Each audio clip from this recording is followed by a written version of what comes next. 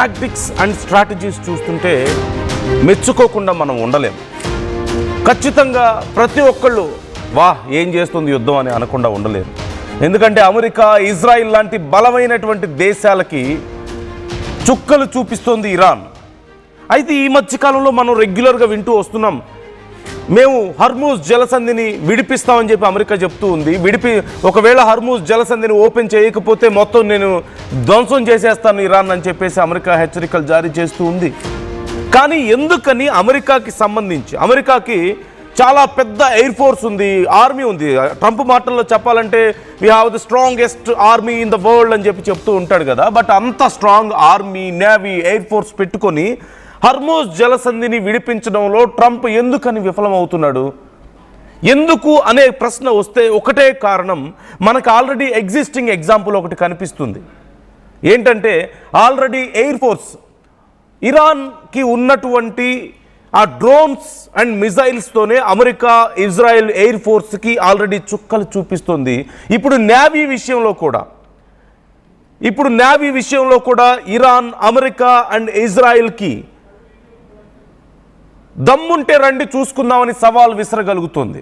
దమ్ముంటే సముద్రంలో యుద్ధం చేయడానికి మేము రెడీగా ఉన్నాం, మీరు రాగలరా అంటూ సవాల్ విసురుతోంది. సముద్రంపై ఎంత పెద్ద నౌక తెచ్చుకుంటావో తెచ్చుకో, ఒక చిన్న బోట్తో వచ్చి మొత్తాన్ని లేపేస్తాను అంటూ ఇరాన్ ఇప్పుడు హెచ్చరిస్తుంది. ప్రపంచ చమురు జీవనాడి హర్మూజ్పై ఇరాన్ ఉక్కు పిడికిలు బిగించిన విషయం మనకు తెలిసిందే. ఇందుకోసం ఇరాన్ ఒక స్పెషల్ ఫోర్స్ని రంగంలోకి దింపింది. హర్మూజ్ వైపు వెళ్ళడానికి ఇప్పుడు ఆ ఫోర్స్ని చూసి అమెరికా, ఇజ్రాయిల్ భారీ యుద్ధ నౌకలు సైతం ఇప్పుడు భయంతో చెమటలు పడుతున్నాయి వాళ్ళకి.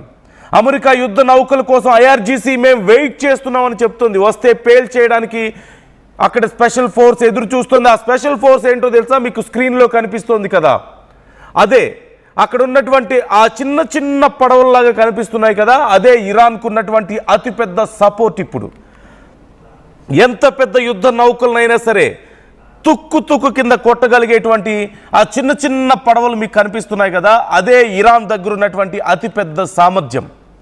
దీన్ని యుద్ధ భాషలో ఒక దోమల దండయాత్ర, మస్కిటో ఫ్లీట్గా పిలుస్తూ ఉన్నారు ఇరాన్. అయితే సింపుల్గా చెప్పాలంటే వీటిని ఎలాగైతే మనం సూసైడ్ డ్రోన్స్ని మనం చూసామో, ఇవి సూసైడ్ బోట్స్. చిన్న చిన్న బోట్స్ ఉంటాయి వాళ్ళ దగ్గర. ఎలాగైతే పెద్ద పెద్ద మిజైల్స్ సైతం చేయలేని పనిని ఇరాన్ చిన్న చిన్న డ్రోన్స్ ప్రయోగించి చేయగలిగిందో, అమెరికా, ఇజ్రాయిల్ అలాగే గల్ఫ్ దేశాల విషయంలో ఇప్పుడు ఈ వాటర్ వార్ఫేర్లో కూడా, అంటే సముద్ర భాగంలో జరిగేటువంటి ఈ వార్ఫేర్లో, నేవీలో జరిగేటువంటి ఈ వార్ఫేర్లో సైతం ఇప్పుడు ఇరాన్ అలాంటి ఒక స్ట్రాటజీని అమలు చేస్తోంది. దీన్ని చూసి అమెరికా, ఇజ్రాయెల్కి చెమటలు పడుతున్నాయి. ఈ దోమల యొక్క దండయాత్ర, మస్కిటో ఫీల్డ్గా పిలిచేటువంటి దీన్ని, ఈ మస్కిటో ఫ్లీట్ని చూస్తే ఇప్పుడు అమెరికా వణికిపోతుంది. సింపుల్గా చెప్పాలంటే అమెరికా దగ్గర పెద్ద పెద్ద వార్ షిప్స్ ఉన్నాయి. మనందరికీ తెలుసు, సహజంగా అమెరికా దగ్గర ఉన్నటువంటి అబ్రహం లింకన్ గురించి మనం మాట్లాడుతూ ఉంటాం, యుఎస్ఎస్ అబ్రహం లింకన్ గురించి మనం మాట్లాడుతూ ఉంటాం. అలాంటి పెద్ద పెద్ద వార్ షిప్స్ని సైతం, అలాగే యుఎస్ఎస్ గెరాల్డ్ గురించి మనం మాట్లాడుతూ ఉంటాం. ఇలాంటి పెద్ద పెద్ద షిప్స్ని సైతం ఇప్పుడు హర్మూజ్ జలసంధి దగ్గరికి అమెరికా తీసుకువెళ్ళలేకపోతుంది. అక్కడికి వెళ్ళి ఇరాన్కు ఉన్నటువంటి ఆ సైనిక శక్తిని మొత్తం నాశనం చేసి హర్మూజ్ జలసంధిని ఆక్యుపై చేసుకొని ఇదిగో మా చేతుల్లో ఉంది, మేము విడిపించేసామని చెప్పలేకపోతున్నాయి. ఎందుకని? ప్రపంచంలోనే గొప్ప నేవీ అండ్ ఎయిర్ ఫోర్స్ ఉన్నాయి కదా అమెరికా దగ్గర, ఇజ్రాయెల్ దగ్గర మోస్ట్ అడ్వాన్స్డ్ వెపన్ సిస్టమ్ ఉంది కదా, ఎందుకని చేయలేకపోతున్నాయంటే ఈ మస్కిటో ఫ్లీటే అందుకు కారణంగా కనిపిస్తుంది.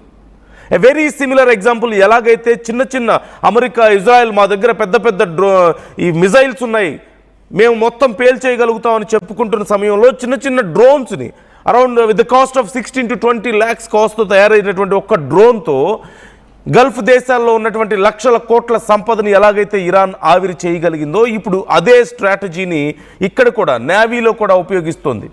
చిన్న చిన్న బోట్స్ని తయారు చేసి పెట్టింది, కొన్ని వేలు ఉన్నాయి వాళ్ళ దగ్గర.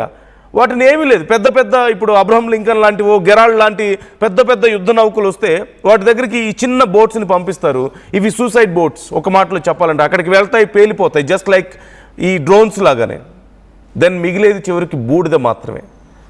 వీళ్ళు ఈ బోట్స్ని తయారు చేయడానికి వీళ్ళకి అయ్యే ఖర్చు ఎంత? అరౌండ్ ఈ మస్కిటో బోట్స్ని తయారు చేయడానికి ఆన్ యావరేజ్ 80 lakhs వరకు ఖర్చు అవుతుందట. 80 lakhs to 1 crore వరకు ఖర్చు అవుతుంది మన కరెన్సీలో చూస్తే. అదే అమెరికా దగ్గర ఉన్నటువంటి యుద్ధ నౌకని తయారు చేయాలంటే ఎంత ఖర్చు అవుతుందో తెలుసా? $13.3 billion అవుతుంది. బిలియన్స్ అంటే సింపుల్గా చెప్పాలంటే కొన్ని వేల కోట్లు ఖర్చు అవుతుంది. ఆ వేల కోట్లు ఖర్చు అయ్యేటువంటి ఒక పెద్ద యుద్ధ నౌకని ఇరాన్ ఒక్కొక్కటి సుమారుగా ₹1 కోటి అనుకుందాం, 80 lakhs to 1 crore అవుతుందట ఈ షిప్స్ని తయారు చేయడానికి, చిన్న చిన్న బోట్స్ని తయారు చేయడానికి. ఒక 100 వెళ్తే మాత్రం ఏమవుతుంది? 100 కోట్లు ఖర్చు అవుతుంది. కొన్ని వేల కోట్లు తయారు చేసి పెట్టి అమెరికా తయారు చేసినటువంటి యుద్ధ నౌకను కొన్ని పదుల కోట్ల రూపాయలు పెట్టి ఇప్పుడు ఇరాన్ ధ్వంసం చేయగలిగే కెపాసిటీ ఉంది. దీన్ని చూసే ఇప్పుడు అమెరికా, ఇజ్రాయెల్ భయపడుతున్నాయి. అందుకే ఈ స్ట్రైట్ ఆఫ్ హార్మూజ్ని ఓపెన్ చేయించలేకపోతున్నాయి.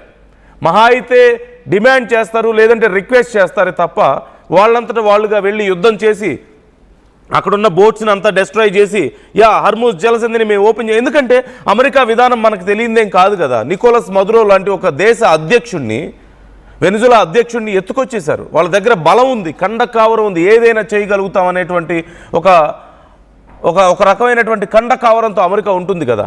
నిజంగా వాళ్ళు చేయగలిగితే, చేయాలి అనుకుంటే హర్మూజ్ జలసంధిని ఓపెన్ చేయండి అని చెప్పేసి అంతర్జాతీయ సమాజం ముందు రిక్వెస్ట్ చేసుకోరు. మిగతా విషయాల్లో ఎలాగైతే దౌర్జన్యం చేశారో అలాగే ఇప్పుడు కూడా చేసే అవకాశం ఉంది. కానీ చేయకపోవడానికి కారణం ఏంటంటే దిస్ మస్కిటో ఫ్లీట్. ఈ యుద్ధ నౌకల్ని, పెద్ద పెద్ద యుద్ధ నౌకల్ని సైతం, ఈవెన్ ప్రపంచ దేశాలకు సంబంధించి, గల్ఫ్ దేశాలకు సంబంధించిన యుద్ధ నౌకలు సైతం, లేదంటే ఆయిల్ ట్యాంకర్స్ సైతం కాదని ఇరాన్ పర్మిషన్ లేకుండా ఇక్కడ హర్మూజ్ స్ట్రైట్ని దాటకపోవడానికి కూడా ఇదే కారణం. ఈ మస్కిటో ఫ్లీటే కారణం. ఒకవేళ దాటాలని ప్రయత్నిస్తే సింపుల్, ఒకటి లేదా 2 చిన్న చిన్న నౌకల్ని వాళ్ళు పంపిస్తారు. ఆ మస్కిటో ఫ్లీట్లో ఉన్నటువంటి పడవల్ని పంపించేస్తారు, అక్కడికి వెళ్తాయి, అవి పేలిపోతాయి, మొత్తం 100 కోట్ల సంపద ఆవిరైపోతుంది. This is what exactly is going to happen. So సింపుల్గా చెప్పాలంటే ఈ మస్కిటో ఫ్లీట్ ఇప్పుడు ఇరాన్ దగ్గర ఇలాంటివి సుమారుగా ఒక 1500 రెడీగా ఉన్నాయట ఆ స్ట్రైట్ ఆఫ్ హార్మూజ్ దగ్గర. ఇప్పుడు మరొక 3500ని వాళ్ళు ఆల్రెడీ తయారు చేస్తున్నారట. సో వీటిని ఎదుర్కొని ఇప్పుడు అక్కడ ఫైట్ చేయడం కష్టమైపోయింది. సో ఇరాన్ స్ట్రాటజీస్ని చూసి, ఇరాన్ వార్ టాక్టిక్స్ని చూసి మనందరం ఖచ్చితంగా శబాష్ అనకుండా ఉండలేమని అనడానికి ఇదొక ఎగ్జాంపుల్ మనకు కనిపిస్తుంది. మీకు స్క్రీన్లో చూస్తున్నారు ఆల్రెడీ ఆ చిన్న చిన్న boats. And more over they can travel with the speed of around 50 to 110 nautical miles స్పీడ్తో ప్రయాణించగలుగుతాయి. కానీ పెద్ద పెద్ద వార్ షిప్స్ అయితే ఎంత స్పీడ్తో ప్రయాణించగలుగుతాయి? అరౌండ్ 30 to 60, మ్యాక్సిమం 50, అంతకుమించి స్పీడ్తో వెళ్ళలేవు. పెద్ద పెద్ద ఈ వార్ హెడ్స్ని మోసుకెళ్ళేటువంటి షిప్స్ కానీ, ఇప్పుడు అమెరికా చెప్తున్నట్లుగా అబ్రహం లింకన్ కానీ, లేదంటే USS గెరాల్డ్ కానీ, ఇవేవి కూడా అంతకుమించి స్పీడ్ వెళ్ళలేవు. అవి వెళ్లే లోపు చుట్టుముట్టి దోమల దండులాగా చుట్టుముట్టి, మీకు కనిపిస్తున్నాయి చూడండి ఒక్కసారి, చుట్టూ తేనెటీగల్లాగా చుట్టుముట్టి ఒక్కసారిగా ఇవన్నీ పేలిపోతే ఏమైపోతుంది? లక్షల కోట్ల సంపద నిమిషాల్లో ఆవిరైపోతుంది. సో ఇది చూసే ఇప్పుడు అమెరికా, ఇజ్రాయెల్ భయపడుతున్నాయి. మరొకసారి ఇరాన్ అంటే ఆధునిక యుద్ధంలో కేవలం బలం మాత్రమే ఉంటే సరిపోదు. స్ట్రాటజీ ఇంపార్టెంట్, తెలివి ఇంపార్టెంట్, టాక్టిక్స్ ఇంపార్టెంట్ అని చెప్పి ఇరాన్ ప్రపంచానికి సైతం కొత్త యుద్ధ నీతిని నేర్పింది అనడంలో ఎలాంటి సందేహం లేదు. అవి చూసే ఇప్పుడు భారత్ సైతం మరింత పెద్ద ఎత్తున డ్రోన్స్ని తయారు చేసుకోవడానికి సిద్ధమైంది. ఈ నేపథ్యంలో ఇప్పుడు ఏం చేస్తుంది అమెరికా స్ట్రైట్ ఆఫ్ హార్మూజ్ని విడిపించడానికి అనేది ఎవరికి తెలియని పరిస్థితి కనపడుతుంది. యూరోపియన్ కంట్రీస్ని రిక్వెస్ట్ చేసింది అమెరికా, మీరు కూడా రండి. రిక్వెస్ట్ కాదు, ఒక రకంగా ఆర్డర్ చేసింది, మీరు కూడా రండి, విడిపించుకుందాం స్ట్రైట్ ఆఫ్ హార్మూజ్ని, మీకు కూడా అవసరమే కదా, మీ యుద్ధ నౌకల్ని పంపించండి అని అడిగింది. ఎందుకంటే వాళ్ళ యుద్ధ నౌకలు వెళ్తే వెనక్కి రావని వాళ్ళకి తెలుసు, లక్షల కోట్ల సంపద ఆవిరైపోతుందని వాళ్ళకి తెలుసు, యుద్ధంలో మరింత పెద్ద దెబ్బ తగులుతుందని వాళ్ళకి తెలుసు. అందుకే ఇప్పుడు అమెరికా దొంగచాటుగా ఏదైనా దెబ్బ తీయాలని ప్రయత్నాలు చేస్తుంది. కానీ వాటిని కూడా ఇరాన్ ఎదుర్కోగలుగుతుంది. జస్ట్ టేక్ ఏ లుక్, ఒకసారి మీరు స్క్రీన్లో చూడండి, చిన్న చిన్న బోట్స్ మీకు కొన్ని 100 కనిపిస్తున్నాయి కదా, అవే ఈ మస్కిటో ఫ్లీట్ అంటే. ఒక పెద్ద యుద్ధ నౌకని చుట్టుముట్టి అక్కడికి వాటంతటా అవే వచ్చి, మోరాఫ్ ఇక్కడ ఇరాన్ దగ్గర మరొక ఆయుధం కూడా ఉంది. ఒక అజిదార్ అనేటువంటి ఒక మానవ రహిత అండర్ వాటర్ వెహికల్ ఉన్నట్లుగా తెలుస్తోంది. సో అందులో మనిషి ఉండాల్సిన అవసరం లేదు. అది వాటర్ కిందకి వెళ్ళి ఆన్ అన్ యావరేజ్ రోజుకి 600 కిలోమీటర్లు ఇది ప్రయాణించగలుగుతుంది. అంటే ఒక మోడర్న్ సబ్మెరైన్ అని చెప్పాలి. ప్రతి విషయంలోనూ ఇరాన్ చాలా అడ్వాన్స్డ్గా ఉండడాన్ని మనం ఇక్కడ చూడొచ్చు. జస్ట్ లైక్ మోడర్న్ సబ్మెరైన్ లాగా ఉంటుంది. అందులో మనుషులు ఉండాల్సిన అవసరం లేదు. రోజుకి సుమారుగా 600 కిలోమీటర్ల రేంజ్లో ఇది గస్తీ కాయగలుగుతుందట. ఏదైనా ఒక్క కమాండ్ వస్తే చాలు మొత్తం ఆ చుట్టుపక్కల ఉన్నటువంటి దేన్నైనా పేల్చేయగలిగేటువంటి కెపాసిటీ ఉంటుంది. ఈవెన్ వీటిని రాడార్స్ పట్టుకోలేవు అండ్ బాంబర్స్ వీటిని ఛేదించలేవు. అండర్ వాటర్ ఉంటాయి, కొన్ని 100 మీటర్ల లోపల ఉంటాయి. ఈవెన్ క్షిపణులు సైతం వీటిని రీచ్ అవ్వలేని పరిస్థితి ఉంటుందట. కానీ ఇవి మాత్రం చాలా ఈజీగా లోపలికి వచ్చినటువంటి. అండ్ మరొకటి, ఈవెన్ యూఎస్ దగ్గర సబ్మరైన్స్ కూడా చాలా పెద్ద సంఖ్యలో ఉన్నాయి. కానీ సబ్మరైన్స్ని కూడా స్ట్రైట్ ఆఫ్ హార్మూజ్ దగ్గర కానీ ఇరాన్ వాటర్స్లో కానీ ప్రయోగించలేని పరిస్థితి అమెరికాకు ఉంది. బికాజ్ ఇప్పుడు ఇలాంటి అజ్దార్ లాంటి ఒక శక్తివంతమైనటువంటి ఆయుధాలు ఇరాన్కి తోడు ఉండడమే. సో ఓవరాల్గా మోడర్న్ వార్ఫేర్ సిస్టమ్ని, వార్ఫేర్ ఐడియాలజీని ఒక రకంగా ఇరాన్ ప్రపంచానికి అందించిందనే చెప్పాలి. ఇన్ని రోజులు మా దగ్గర పెద్ద పెద్ద మిజైల్స్ ఉన్నాయి, పెద్ద పెద్ద షిప్స్ ఉన్నాయి, యుఎస్ఎస్ అబ్రహం లింకన్ ఉంది, మా దగ్గర గెరాల్డ్ ఉందని చెప్పేసి జబ్బలు చరుచుకుంటున్నటువంటి అమెరికా లాంటి దేశాలు సైతం ఏమీ చేయలేకపోతున్నాయి. అమెరికా, ఇజ్రాయెల్ దగ్గర అడ్వాన్స్డ్ వెపన్ టెక్నాలజీ ఉంది, స్ట్రాంగెస్ట్ ఇంటెలిజెన్స్ వ్యవస్థలు ఉన్నాయి. కానీ ఇరాన్ లాంటి ఒక దేశాన్ని ఏమీ చేయలేకపోతున్నాయి. వాళ్ళ మిత్ర దేశాలు, గల్ఫ్ దేశాల మీద దాడులు చేసుకుంటూ పోతుంటే, గల్ఫ్ దేశాల్లో ఉన్నటువంటి ఆయిల్ స్టోర్స్ అండ్ రిజర్వ్స్ని మొత్తం దెబ్బ తీసుకుంటూ పోతున్నా సరే ఇరాన్ని దెబ్బ కొట్టలేకపోతున్నాయి. బికాస్ ఇరాన్ దగ్గర సరికొత్త వ్యవస్థ ఉంది, ఇంకా అడ్వాన్స్డ్ వ్యవస్థ ఉంది. అమెరికాకి, ఇజ్రాయెల్కు ఉన్నటువంటి ఇరాన్ వాళ్ళకున్నటువంటి ఒక కండక్ కావరాన్ని తగ్గించిందనే చెప్పాలి ఈ కొత్త టెక్నాలజీతో. అమెరికా ఇప్పుడు చెప్తున్నాడు కదా Trump, we have the best army in the world, strongest army in the world అని.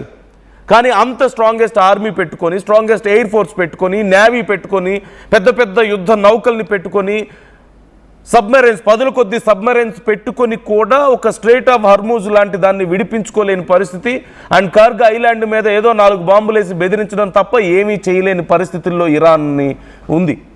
చివరికి ఇరాన్కి సంబంధించినటువంటి కొన్ని డ్రోన్స్ అమెరికా భూభాగంలోకి ప్రవేశించి వాళ్ళ ఇంటెలిజెన్స్ చీఫ్లు ఇళ్ల చుట్టూ తిరుగుతున్నా, వైట్ హౌస్కి దగ్గరలోకి వెళ్ళినా సరే ఇరాన్ని ఏమీ చేయలేని పరిస్థితుల్లో ఇప్పుడు అమెరికా ఉండడాన్ని మనం చూడొచ్చు. సో ఖచ్చితంగా నేను అందుకే ముందే చెప్పాను, ఇరాన్ స్ట్రాటజీస్ చూస్తే ఖచ్చితంగా శభాష్ అనకుండా ఉండలేరు ఇరాన్ వార్ టాక్టిక్స్ చూసిన వాళ్ళు ఎవరైనా సరే. సో మీకేమనిపిస్తోంది ఈ మస్కిటో ఫ్లీట్ని చూస్తే? నిన్న మొన్నటి వరకు వాళ్ళ దగ్గర ఉన్నటువంటి డ్రోన్స్తో ఇంత విధ్వంసాన్ని సృష్టిస్తున్నటువంటి ఇరాన్ ఇప్పుడు నేవీలో కూడా ఇంత శక్తివంతమైనటువంటి ఈ మస్కిటో ఫ్లీట్ని వాళ్ళ దగ్గర కలిగి ఉంది. దాంతోపాటుగా మోస్ట్ అడ్వాన్స్డ్ అజ్దార్ అనేటువంటి ఒక అండర్ వాటర్ వెహికల్ వాళ్ళ దగ్గర ఉంది. దాంట్లో మనుషులు లేకుండా డైరెక్ట్గా కమాండ్స్ ఇచ్చి యుద్ధం చేయించగలుగుతారు. మోస్ట్ అడ్వాన్స్డ్ ఒక సబ్మరైన్ లాంటిదనే చెప్పాలి.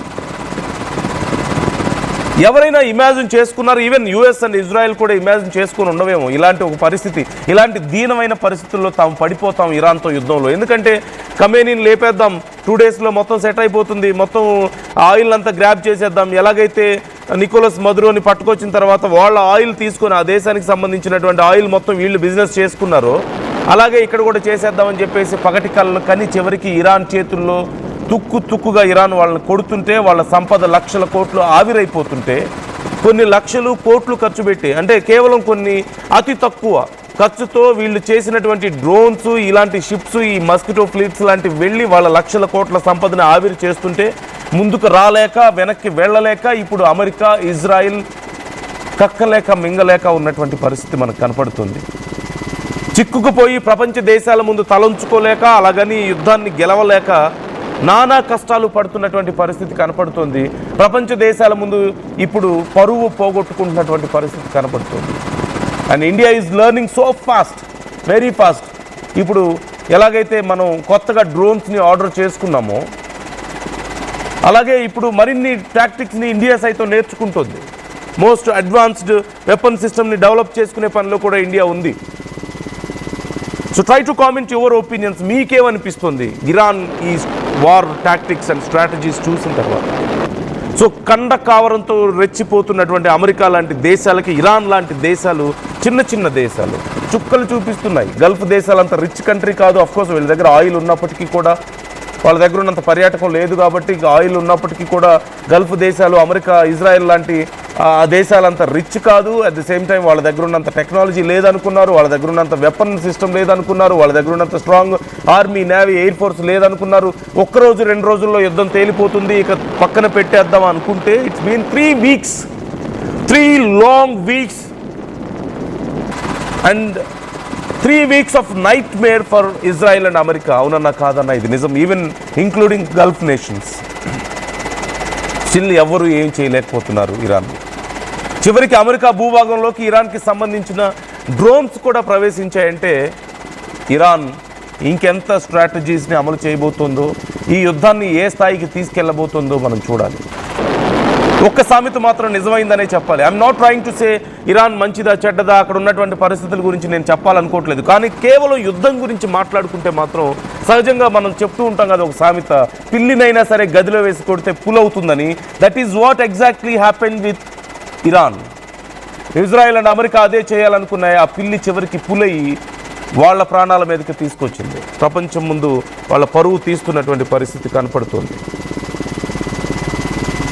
So try to comment your opinions. మీ అభిప్రాయాలు కూడా ఈ విషయంలో కామెంట్ చేసే ప్రయత్నం చేయండి, మాతో పంచుకోండి.